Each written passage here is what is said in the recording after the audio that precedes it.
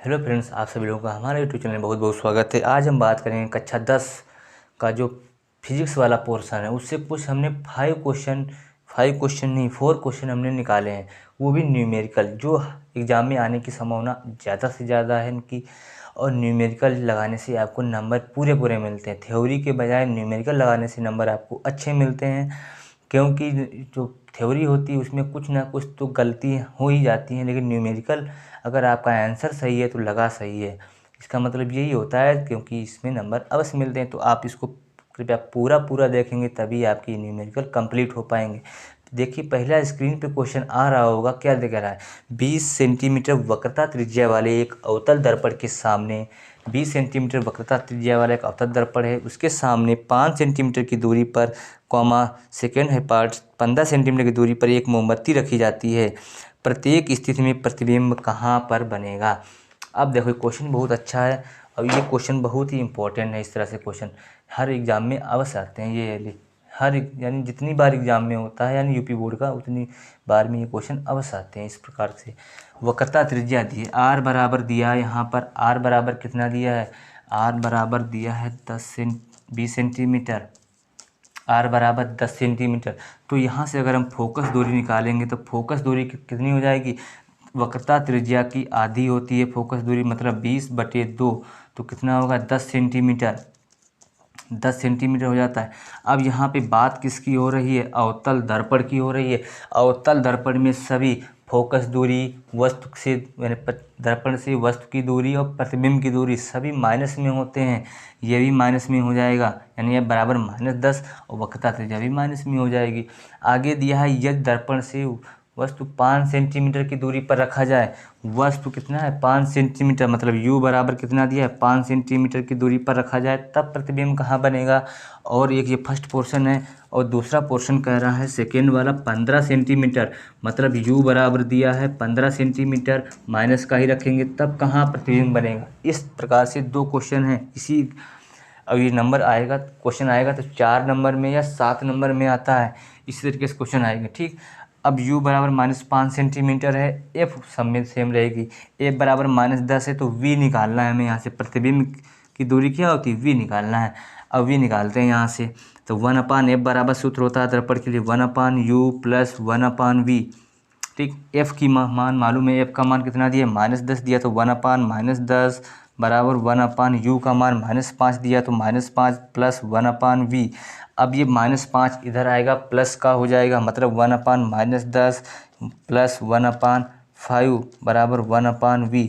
ये इतना हो गया। अब यहाँ से अगर इसको हम सॉल्व करेंगे यहाँ से, तो यहाँ से हमें 10 एलसीएम मिल जाएगा। कितना एलसीएम मिलेगा? इसको यहाँ से देख लेते हैं। हमें 10 एलसीएम मिल जाएगा, और 5 इसमें गुणा होगा तो -5, प्लस का निशान लगा था, प्लस 10 एकम 10 बराबर में दिया है 1/v। अब इसको सॉल्व करेंगे तो कितना बचेगा? 10 से 5 गलत कर दिया यहाँ पे। एलसीएम यहाँ से सीधे निकाल लेते हैं, 50 मिल जाएगा। ठीक, कितना निकाल लेते हैं? 50। अब इसमें से घटा लेंगे तो कितना बचेगा? 5 बचेगा, नीचे 50 है, बराबर 1/v है। अब इससे काट लेंगे, 5 एकम 5, 5 एकम 5, तो यानी v बराबर यहाँ से प्लस का 10 निकला है हमारा। यहाँ से किसका निकला है? प्लस का 10। ये समझ में नहीं आया होगा, यहाँ पर हमने इसकी इसमें गुणा करा लिया और इससे तिर्यक गुणा करा लिया। अगर एलसीएम निकालेंगे तो 1/10 उतना ही आएगा। अब देखने योग्य यहाँ पे ये बात है कि यहाँ पे हमारा प्लस का निकला है, जबकि यहाँ पे अवतल दर्पण की बात हो रही है, तो यहाँ पे माइनस का निकलना चाहिए था। किसका निकलना चाहिए था? माइनस का। जब प्लस का निकलता है, जब v प्लस का निकले, तो जो प्रतिबिंब की दूरी है, यानी प्रतिबिंब का वो चित्र होगा, आरेख कहाँ बनेगा? वस्तु यानी दर्पण के पीछे बनेगा। दर्पण ऐसे बनता होगा, दर्पण यहाँ पे बनेगा, यानी इसके पीछे बनेगा, और आभासी बनेगा। किससे बनेगा? दर्पण के पीछे, और आभासी बनता है, और वस्तु से बड़ा तो बनेगा ही। ठीक, वो कहाँ बनेगा इसका प्रतिबिंब? आभासी। कैसा बनेगा? ये आभासी बनेगा। प्रतिबिंब की स्थिति क्या होगी? आभासी, और दर्पण के पीछे होगी। ठीक, ये हो गया यहाँ से क्वेश्चन। यहाँ से देखते हैं, u बराबर दिया है -15, f बराबर हमें मालूम है -10 दिया है। सूत्र यही लगाएंगे, 1/f बराबर 1/u + 1/v। इसके स्थान पे रखेंगे -10, तो 1/-10 बराबर है, u की वैल्यू -15 है, और यहाँ पे कितना दिया है? 1/v। अब ये इधर आएगा, प्लस का हो जाएगा, तो 1/15 हो जाएगा, बराबर 1/v दिया है, यहाँ से दिया है। अब इसका एलसीएम अगर निकालेंगे तो यहाँ से एलसीएम 30 मिलेगा। 10 से 30 को भाग करेंगे 30 आएगा, मतलब माइनस का 3 आएगा। यहाँ पे 15 से 2 भाग करेंगे 2 आएगा, 2 से ऊपर गुणा तो 1/v, तो घटाएंगे यहाँ से बचेगा -1/30 बराबर 1/v। तो v का मान यहाँ से -30 निकला है, v का मान -30, मतलब दर्पण से 30 सेंटीमीटर की दूरी पर बनेगा और इधर ही बनेगा। दर्पण से 30 सेंटीमीटर की दूरी पर बनेगा और दर्पण के सामने मतलब वास्तविक बनेगा। कैसा बनेगा? दर्पण से 30 मीटर की दूरी पर वास्तविक,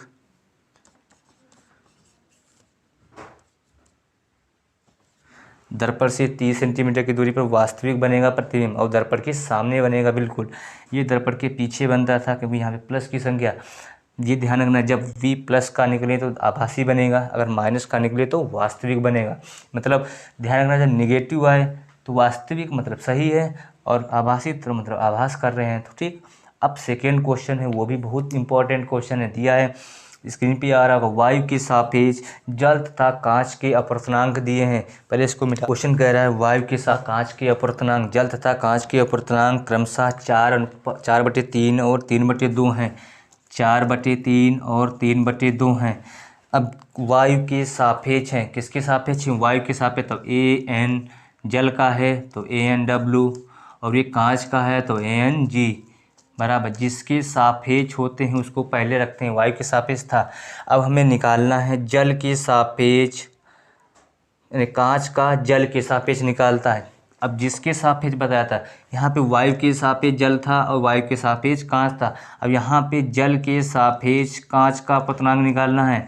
जल के सापेक्ष, जल पहला है ये जी। अब जो बाद में यहाँ पे दिया हो उसको पहले लिखेंगे, उसकी वैल्यू क्या है? ये है, मतलब ANG अपान जो बाद में दिया हो W वाला वो बाद को रखेंगे NW। अब इसकी वैल्यू रख लेते हैं यहाँ पर, इसकी वैल्यू है 3/2 और इसकी वैल्यू है 4/3। जो सबसे लास्ट में संख्या दी हो वो सबसे ऊपर जाएगी, और जो बीच में बचेंगी वो उनकी आपस में गुणा हो जाएगी, और जो लास्ट में उनके ऊपर गुणा हो जाएगी। तो 3 × 3 9 हो जाएगा, और बीच में गुणा करेंगे तो 8। ये हमारा जल के सापेक्ष कांच का अपर्तनांक निकाला है। अब थर्ड क्वेश्चन भी बहुत इंपॉर्टेंट है। क्या कह रहा है? एक तार के सिरों के बीच विभवांतर दिया, बीच विभवांतर 1.5 वोल्ट है, विभवांतर V दिया है 1.5 वोल्ट। ठीक, आगे कह रहा है उसमें धारा प्रवाहित होने से 20 सेकेंड में T दिया है, T बराबर 20 सेकेंड में 15 जूल ऊर्जा व्यय होती है। 15 जूल, W जूल क्या होता है? कार्य होता है, 15 जूल हो गया। तार में प्रवाहित धारा I निकालना है, प्रवाहित धारा I निकालनी है। अब देखो I बराबर सूत्र, हमने विद्युत धारा अगर पढ़ा होगा आप लोगों तो सबसे पहले हेडिंग विद्युत धारा ही, और वहीं पर I बराबर Q/T दिया हुआ है। Q/T ये फार्मूला दिया है वहाँ पर। अब देखो यहाँ से अगर हम इसका वैल्यू निकालेंगे तो यहाँ पे Q का मान हमें नहीं मालूम है, Q का मान मालूम है, Q का मान नहीं मालूम है, T का मान मालूम है। अगर Q का मान मालूम हो जाए तो हमें I मालूम हो जाए कितनी प्रवाहित हो रही है। ठीक, Q का मान निकालने के लिए क्या करेंगे? यहाँ से हम Q का मान निकालेंगे, यहाँ से Q। अब हमने विद्युत विभव की अगर आप लोगों ने परिभाषा पढ़ी है, नहीं पढ़ी है तो हमारा वीडियो एक पढ़ा हुआ है, फुल चैप्टर है उसमें, यानी विद्युत धारा का पूरा दिया है। विद्युत विभव की बहुत सिंपल सी परिभाषा है।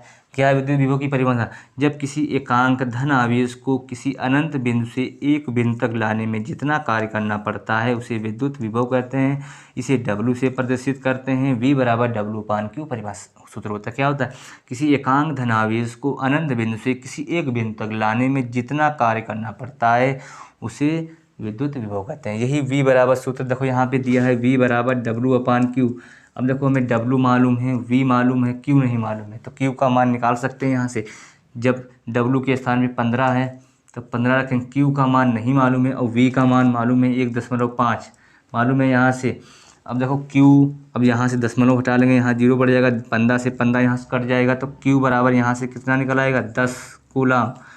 Q बराबर 10 कूलाम। Q का मान मालूम हो गया है तो यहाँ पे रख सकते हैं कूलाम के जहाँ पर 10, और समय कितना दिया है 20 सेकेंड, तो यहाँ पे रख सकते हैं 20 सेकेंड। ठीक हो गया। तो I बराबर यहाँ से देखो काट देंगे तो 1 हो जाएगा, तो 1/2 आएगा। 1/2 का मान कितना होता है? 0.5। काटेंगे तो लगाएंगे दशमलव, बढ़ा लेंगे 0 तो 5 10, तो 0.5 एम्पियर। यहाँ से ये सब क्वेश्चन समझ में आया होगा। अब देखो क्वेश्चन किस तरह से लगाए जाते हैं, जो पूछा करे पहले उसका फार्मूला लिख लिया करें हम लोग।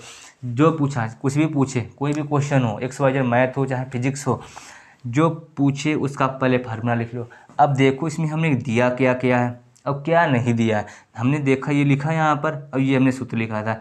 यहाँ से हमें T मालूम है, Q नहीं मालूम है। अगर हमें Q मालूम हो जाए तो हमें I निकाल सकते हैं हम। उसी तरीके से हमने V निकाल लिया, यहाँ से V का फार्मूला हमें हमारे से मालूम था, वहाँ से निकाल लिया Q की वैल्यू और यहाँ पे रख दी, निकाल लिया। अब थर्ड क्वेश्चन हो गया है। अब लास्ट क्वेश्चन वेरी इंपॉर्टेंट है। इस तरह से क्वेश्चन तो बहुत ज़रूर आता है। अब देख लेते हैं, ये भी सारे क्वेश्चन इंपॉर्टेंट हैं। एक घर में 220 वाट वोल्ट के 40 वाट के 5 बल्ब लगे हैं।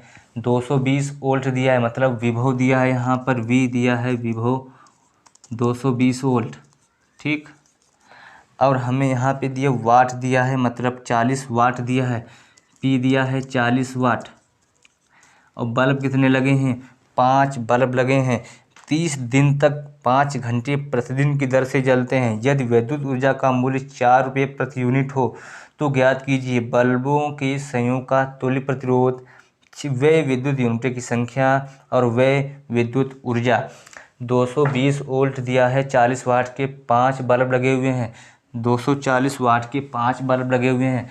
कितने बल्ब हैं यहाँ पर, 5 बल्ब हैं। बल्ब लिख लेते हैं यहाँ पर, बल्ब बराबर 5 हैं, ठीक।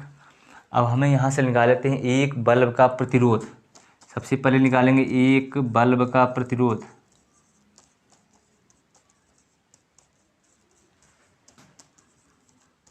एक बल्ब का प्रतिरोध निकालने के लिए क्या करेंगे, यहाँ से धारा तो मालूम नहीं है, धारा दी है इसमें, नहीं दी हुई। 220 वोल्ट है, बल्ब का प्रतिरोध निकाल लेते हैं। एक बल्ब का प्रतिरोध, हमने विद्युत शक्ति की परिभाषा पढ़ी थी, वहाँ से हमने क्या पढ़ा था, P बराबर V²/R पढ़ा था ये। तो यहाँ से R बराबर क्या निकलेगा, R बराबर P, यहाँ आ जाएगा V² ऊपर आएगा V²/P। अब देखो V² का मान हमें मालूम है, V² मतलब V का मान मालूम कितना दिया है, 220। तो यहाँ पे 220 है, स्क्वायर लगा तो मतलब इसको 2 बार लिख सकते हैं। अपान में P का मान कितना दिया है, 40। अब देखो 0 से 0 काट सकते हैं इसको, 2 दूनी 4, 2 एकम 2, 2 एकम 2, 2 एकम 2, 2 एकम 2, 11। तो यहाँ से गुणा करें तो 11 का रही में 121 वर्ग होता है और 0 पढ़ेंगे। अब 1 ओम का, एक यानी बल्ब का प्रतिरोध हमें मालूम होगा कितना दिया है, ये दिया। अब हमें तुल्य प्रतिरोध निकालना है, कितना दिया है, तुल्य प्रतिरोध कितना है निकालें। माना तुल्य प्रतिरोध R' है, कितना है, R' है, 1/R'। तो क्या हो जाएगा यहाँ पर, अब घरों की वायरिंग है, घरों की वायरिंग समांतर क्रम में होती है, तो 5 बल्ब समांतर क्रम में ही लगे होंगे। किस में लगे होंगे, 5 बल्ब समांतर क्रम में ही तो लगे होंगे यहाँ से। तो 1 2 3 4 और एक ये 5 हो गया। तो इनको जोड़ेंगे, हर बराबर है तो ऊपर वाली संख्या क्या हो जाएंगी, जुड़ जाएंगी। तो यहाँ से हो जाएगा 5 R/I। तो R' बराबर यहाँ से निकलेगा R/5, R/5। R की वैल्यू हम निकाल चुके हैं 1210।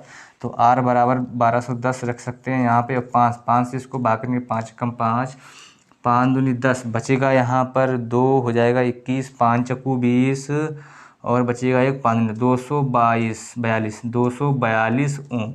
यानी तुल्य प्रतिरोध कितना निकलेगा, 242 ओम। अब एक पार्ट हो गया यहाँ पर, दूसरा पार्ट क्या निकालना है हमें, पहले इसको मिटा। दूसरा पार्ट कह रहा है विद्युत ऊर्जा, बल्ब 30 दिन तक 5 घंटे प्रतिदिन जलते हैं। इसको पहले इतना समझ में आया। यहाँ पर R निकाल लेंगे, यहाँ पर इसमें क्वेश्चन लगा हुआ नहीं है, यहाँ पे क्वेश्चन से नोट हुए हैं। एक बल्ब का प्रतिरोध R बराबर V²/P दिया है, तुल्य प्रतिरोध ये दिया है, ये निकाल लिया है, और R बराबर R की वैल्यू हमने रख दी, यहाँ से निकाला है। अब सेकेंड क्वेश्चन कह रहा है 30 दिन तक, इसको मिटा लेते हैं पहले, यहाँ पर अपना नोट कर रखते हैं। यहाँ पर लिखा 30 दिन तक यूनिटों की संख्या निकालनी। तो यूनिट बराबर हम लोगों ने फार्मूला पढ़ा था पहले, वहाँ पे दिया था वाट, जो दिया वाट मतलब V, वाट गुणे घंटा गुणे दिन, ठीक। अपान में कितना था, 1000। अब यह वाट यहाँ पे दिया है 40 वाट, तो 40 रख लेंगे, और दिन दिया है यहाँ पर, घंटा दिया है 5 घंटे प्रतिदिन जल रहे हैं और 30 दिनों तक जल रहे हैं। कितने दिनों तक जल रहे हैं? 30 दिनों तक। अब कितने बल्ब, संख्या यानी बल्बों की संख्या कितनी है? 5। तो 5 से इसमें और गुणा हो जाएगा। अब इसको सही से 5 से और गुणा। अब नीचे कितना दिया? 1000 दिया, 1000 रख लेंगे यहाँ से। अब इसको देखो, 2 1 0 से 1 0 यहाँ कट जाएगा, 1 0 से 1 0 ये कट जाएगा, 5 एकम 5, 5 दूनी 10 ये कट जाएगा, 2 एकम 2, 2 दूनी 4 ये हो जाएगा। अब ऊपर गुणा कराते हैं, 3 दूनी 6 पंचे 30, कितना आएगा? 30 यूनिट आएगा। एक महीने का खर्चा कितना है उसका? 30 यूनिट। यदि 1 यूनिट का मूल्य कितना है? 1 यूनिट का मूल्य 4 रुपये पड़ रहा है, तो 30 यूनिट का मूल्य कितना हो जाएगा? एक यूनिट का 4 रुपया, तो 30 यूनिट का 30 गुणे 4 मतलब 120 रुपये। ये सारे क्वेश्चन हो गए। इस तरह से 4 क्वेश्चन थे, इंपॉर्टेंट थे। अगर आपको ये वीडियो अच्छा लगा हो, अगर कुछ भी लाभदायक हो, तो प्लीज़ कमेंट बॉक्स में अवश्य बताइए और चैनल को लाइक तो अवश्य कर दें। सब्सक्राइब करें या ना करें वो आपकी मर्ज़ी है। Thank you. अब मिलते हैं अगले वीडियो में। ऐसे ही कुछ क्वेश्चन केमिस्ट्री और बायो के लाएंगे, वो आपको देंगे यहाँ से।